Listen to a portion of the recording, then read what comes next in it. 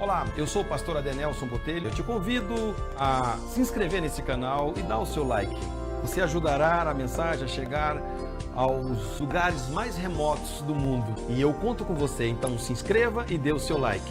E todas as quartas-feiras você recebe uma nova mensagem de graça. Aqui para trazer algo muito importante, algo que você nunca pensou, você já ouviu, mas nunca pensou, e algo de grande sucesso. Então fique comigo até o final do vídeo e eu te convido a dar um like e compartilhar essa mensagem, porque você vai ajudar outras pessoas a serem mais que vencedoras.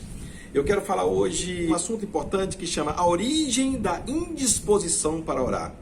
Escute, existem duas grandes necessidades na igreja hoje, que é o alimento, que é a palavra, e a oração. Então, na verdade, tudo o que o Senhor tem para fazer entre nós, Ele vai fazer por esses dois meios, por meio da palavra e por meio da oração. E o encargo do nosso coração nesses últimos dias agora é por muitas orações na própria igreja. Por meio da oração, o Senhor nos deu poder para restringir o céu ou liberá-lo, tá? Então, o movimento do céu, ele está associado, escute essa informação que é super valiosa.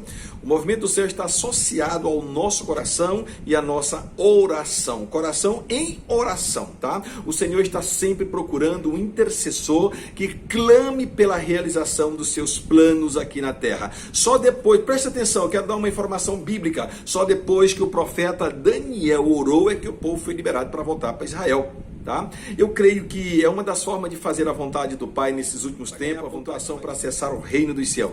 Você pode continuar comigo, você vai entender sobre essas informações que eu estou te dando hoje, tá? Então, escute. Para que uma profecia aconteça, se cumpra, há a necessidade de um intercessor. Para que o plano de Deus se cumpra, há uma necessidade de nós orarmos, tá? E você também escute, para que a aceleração aconteça na sua vida, Deus te coloque numa posição melhor. Tudo aquilo que o Senhor tem preparado para você, você precisa se levantar em oração.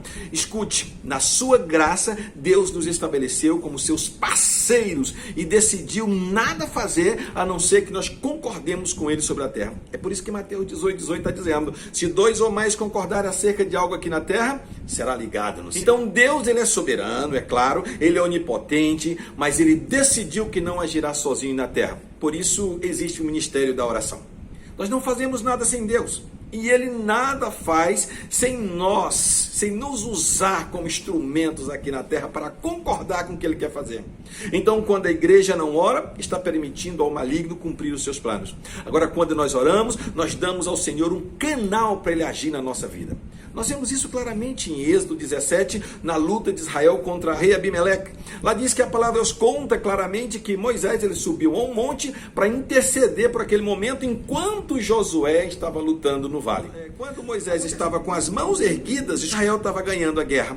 Quando as mãos de Moisés, que pesava muito, ele baixava as mãos, Israel começava a perder a guerra. Acontece que dois dos sacerdotes, o sacerdote Ur e o Arão, colocaram uma pedra para Moisés sentar, e um sustentou no braço dele de um lado e do outro, e mantiveram as mãos deles erguidas para ele conseguir ganhar essa guerra. E eu quero que você entenda através dessa palavra que é um quadro da oração, é uma razão porque nós precisamos orar em concordância com os outros, porque nós somos fracos e não conseguimos sustentar só nós em oração pelo tempo devido. Mas quando nós somos ajudados em comunhão, tudo muda na nossa história.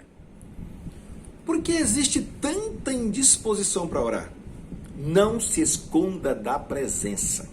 Muitas vezes nós nos perguntamos qual é a causa da falta da oração na igreja, a dificuldade da igreja orar. Nós poderíamos apontar muitas, tá? Mas a falta de oração ela começou na queda do homem no Éden.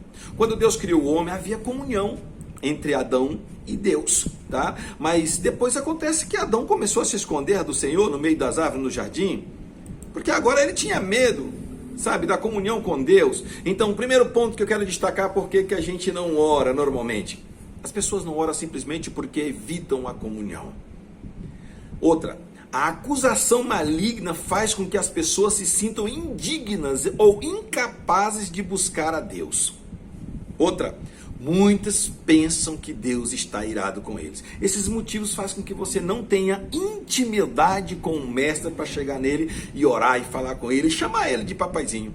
Então lembre-se, todas as vezes que você for orar, vocês têm que já estar com a fé que você está coberto com o sangue de Jesus e que Deus, Ele te ama e que Ele vai te receber e Ele vai atender a sua oração.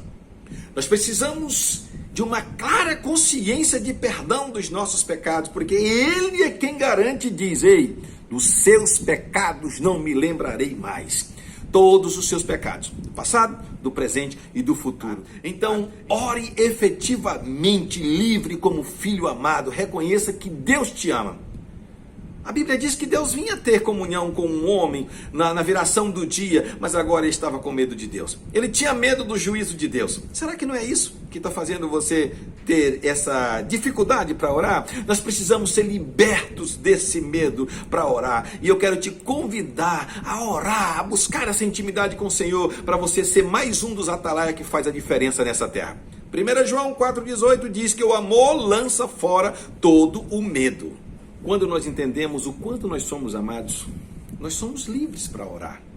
Uma consequência da queda é a indisposição para orar. Já é uma consequência dessa queda, que muitos não sabem, é que a falta de oração também é pecado. A Bíblia está dizendo em 1 Samuel 12:23: Quanto a mim, longe de mim, que eu peque contra o Senhor, deixando de orar por vós. Antes vos ensinarei o caminho bom e direito. Naturalmente, nós não queremos ter comunhão com alguém em que nós não temos prazer. Nós fugimos o tempo inteiro de pessoas que estão o tempo inteiro nos criticando, pessoas que estão nos condenando, pessoas que estão mostrando os nossos erros, pessoas que estão mostrando as nossas imperfeições. Nós fugimos daquelas pessoas que nós devemos para elas. Também fugimos daquelas pessoas que estão iradas conosco. Está entendendo? Então, escute, há um lugar onde o inimigo não nos vê. Está em Jó 28, do 7 a 11. Acompanhe a leitura da palavra.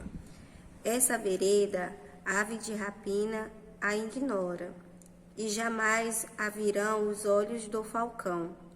Nunca a pisarão feras majestosas, nem o leãozinho passou por ela. Estende o homem a mão contra o rochedo e revolve os montes desde as suas raízes. Abre canais nas pedras, e os seus olhos veem tudo o que há de mais precioso. Tapa os veios de água, e nenhuma gota sai deles, e traz a luz ao que estava escondido. Nessa leitura nós entendemos que há um lugar em que nenhum demônio conhece. Por isso o texto diz que a ave de rapina ignora, que os olhos do falcão nunca viram. Que maravilha isso, não é? Um lugar em que os espíritos malignos não conseguem contemplar. Esse é o lugar onde nós precisamos estar o tempo todo, sabe? É a presença de Deus em oração. Esse é o lugar onde o maligno não nos encontra. Esse é o lugar, eu creio que o Salmo 91 está mencionando, que é o esconderijo do Altíssimo. Ele é encontrado na oração, é o lugar onde você se esconde, sabe? Nesse lugar, o verso 9 diz que a água flui da rocha e que nós descobrimos coisas preciosas. E no lugar da oração é exatamente o lugar em que o Senhor nos mostra o caminho onde não havia nenhuma saída. Onde não houver saída na sua vida, entra na oração que Ele vai te dar o retorno. O verso 11, ele diz que o Senhor tampa as águas para que ela não nos atinja. E também diz que traz à luz tudo que estava oculto e escondido. Escute, é quando nós oramos que nós recebemos a revelação de coisas ocultas na palavra de Deus. Provérbios 27:12, nós lemos que o sábio vê o mal e se esconde. E onde o sábio se esconde? Na presença de Deus em oração. Mas o tolo, ele passa à frente e sofre a pena. Então escute, seja sábio, comece a se esconder na oração, na presença de Deus. A oração é tão poderosa que ela pode nos livrar no dia da nossa tribulação. Acompanhe comigo Salmo 50:15. Invoca-me no dia da angústia e eu te livrarei e tu me glorificarás. Agora acompanhe uma leitura. Tudo é possível para quem crer e ora. De uma feita, estava Jesus orando em certo lugar. Quando terminou, um dos seus discípulos lhe pediu: Senhor, ensina-nos a orar, como também João ensinou os seus discípulos. Essa leitura está no livro de Lucas 11:1. Esse é o nosso clamor. Hoje nós queremos aprender a orar. Sabe para quê? Para nós obtermos resultados. Nós queremos orar constantemente. A oração, ela vai gerar vida em você. Ela vai transbordar a vida em você. Para mudar tudo ao seu redor. Você está me entendendo? Então pense um pouco no que Deus tem feito na sua vida hoje. Porque alguém no passado orou por você, você consegue entender isso? A oração é algo tão poderoso que Deus colocou tudo o que Ele tem e tudo o que Ele é disponível na oração. Tudo é possível que crê, a Bíblia diz isso. Não é verdade? Nenhum poder do inferno ou sobre a terra pode resistir a um homem ou uma mulher que aprendeu a orar. É por causa disso que o inimigo ele nos resiste tanto na oração. Ele sabe o poder da oração e o inimigo ele ganha espaço contra nós. Mais uma vez que nós nos levantamos em oração, ele não terá espaço para nos atacar. Hoje nós precisamos orar mais do que nunca, porque é a oração que vai nos livrar das coisas que hão de vir. O Senhor ele nos mandou vigiar e orar para escapar das tribulações que hão de vir, onde a condição colocada pelo Senhor foi só vigiar e orar, nada mais. Nós vamos agora acompanhar a leitura em Marcos 13, do 32 e o 33. Mas a respeito daquele dia e da hora, ninguém sabe, nem os anjos no céu, nem o Filho, senão o Pai.